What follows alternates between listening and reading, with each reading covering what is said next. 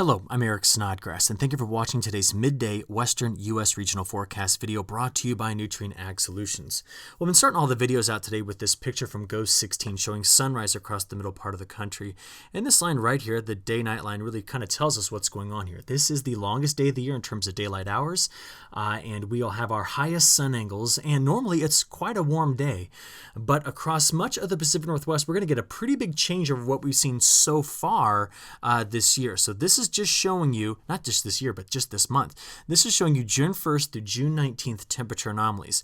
And while much of the rest of the country has been desperate for the heat we've seen in the west and in the northwest, because it's been quite cool and there's major delays with crops, especially in the midsection of the country, well, things are about to change for both the West Coast and the Pacific Northwest, because the upper level flow pattern has got us stuck in a pattern right now that the all hazards weather map from weather.gov has got freeze warnings out here and here and there. This is a winter weather advisory. We have red flag warnings. So California, you're going to be later to change over to the cooler weather here, but red flag warnings in northern part of California there, and then down here in Southern California, this is high wind advisories. So what's going on that's making it look like that out west while we have heat building in the south? Well, it's the upper level flow of the atmosphere that can really tell us what's going on. Take a look at this. Across the Pacific, the jet stream is really meandering a lot north-south, and this ridge that's building in here, well, just to the west of it, there's our main trough axis. And it is within that trough that we have got a lot of cold air tucked away, and it's going to change the temperature here for the end of the month of June, whereas June started off very, very warm, in fact, downright hot across parts of California. Well, this upper level flow pattern has got us in a completely different look, and let's take a look at what it means for the surface winds next. So right there where we kind of come out of that trough, remember that trough was tucked away here. We have great upper level divergence, which makes a low pressure center in there, and that's what's pulling in all that warmth and high humidity air here along the Gulf Coast. Meanwhile, look at what the Pacific's doing. One low pressure system there, another one here, and a big high pressure center there sending the winds to the south right off the coast. And that setup deep into this trough is what's got us cool to start off in the northwest, and then it's going to be moving right down the west coast of the United States. So let's talk about it and figure out how this is all going to happen. First, precipitation. This animation just shows you looking out through midday on Saturday where our high-resolution rapid refresh model is picking up on rain, primarily coming in parts of Washington, Oregon, and Idaho on Friday. You can see right here widely scattered showers and storms around that circulation. So that's what we're going to be on the lookout for. This is, again, just our short-term forecast. So Spokane, Blue Mountains, getting into much of Idaho here, watching for a lot of scattered showers and storms. It'll be tough to get these deep into the Snake River Valley here. That's very normal, but just seeing where this is going to be falling. Montana, very soggy day on Friday, moving into Saturday as well, in addition to those cooler temperatures. Now, speaking of temperatures, let's just take a look at the next 5 days. As that flow pattern really gets established, we're going to be seeing temperatures cooling off in the Central Valley of California. They start off warm, but cooling down, and overall, much of the western United States will be seeing cooler than average temperatures as we progress through our next 5 days. Now, looking specifically at California, because northwest, you're going to be seeing temperatures that are anywhere between 5 and 10 degrees cooler than average. So, for example, right there in the Columbia Basin, we're going to be seeing temperatures, getting into the mid-70s rather than the mid-80s. But look down here in the Southern Valley of California. We're starting off on Friday, June 21st. High temperatures, very nice. We see basically upper 80s, lower 90s. As we click play, let's show you we have some temporary heat coming in. So this is Friday, that's Saturday. So look, Saturday, mid-90s, getting through much of the Central Valley here. As we get you into Sunday, this will be, I think, our warmest day here.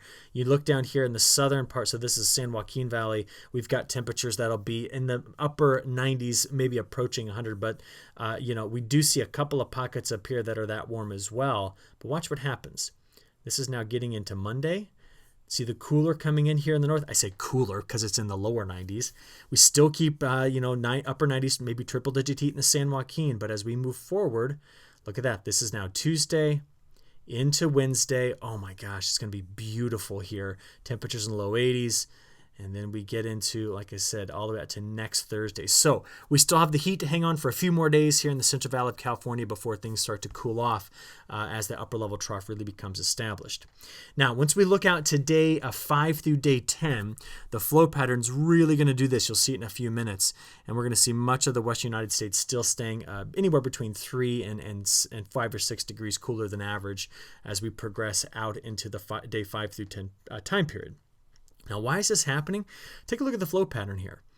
You just see that with time we develop this troughing feature that sits out west, and it seems to want to hang around as we move into the month of July as well. So honestly, some of that early season heat now backing off with time can be a very good thing for our crops. We can see that the jet stream's really going to get going once we get into July and kind of make this turn right here. At this point, I start to see some ridging here. Do you all see it with me? And the ridging that we see coming up in this area could be, well, we're going to be building in heat in through here. This could be some of the beginnings of what our normal look would be for the evolution of the summer monsoon. But in the meantime, that upper level trough there is going to prevent much of the west from seeing extreme heat as we move through the very end of June and then into the beginning of July. So that's an important look in the flow of the atmosphere. But there are a few details I want to make sure that you see here. For example, main trough right there, this Saturday, is sitting over basically Saskatchewan, stretching all the way back down into parts of Utah. Now watch what happens. Coming out of the Gulf of Alaska, we're going to see Sunday into Monday. There's our next trough. You've been watching with me right here. Monday afternoon, that sweeps through on Tuesday morning. And because of that trough sitting there Tuesday through Thursday, we're going to have decent chances for bringing precipitation into the Pacific Northwest, okay? So that's hanging around all the way through next weekend, that feature. So let's take a look at what that means in terms of precip. I want to animate total accumulated precipitation for you here first. As I go ahead and click play, a lot of what you see in through here, this is coming in the day on Friday. That's that precip that's wrapping around that upper level low.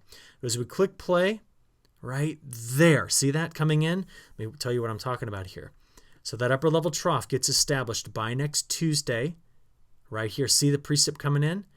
And then this is getting into Wednesday, and there it is. Next Thursday, you can see that may be the time frame that parts of Washington and Oregon, and again parts of Idaho and Montana, are getting more precipitation.